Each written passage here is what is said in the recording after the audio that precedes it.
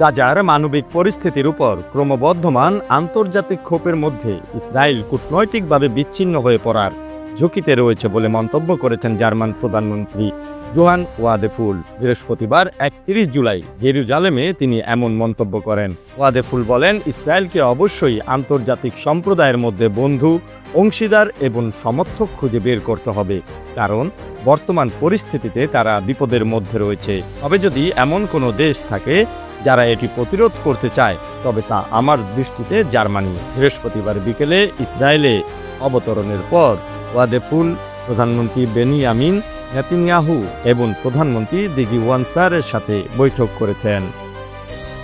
ফিলিস্তিনি রাষ্ট্রকে স্বীকৃতি দেওয়ার জন্য আন্তর্জাতিকভাবে ব্যাপক পদক্ষেপের মধ্যে গাজার মানবিক পরিস্থিতি নিয়ে অতিরিক্ত আলোচনার জন্য পশ্চিম তীরে যাবেন। ইসরায়েলি ঊর্ধ্বতন কর্মকর্তাদের সাথে দেখা করার পর তিনি আরও বলেন, গাজার মানবিক পরিস্থিতি কল্পনার বাইরে।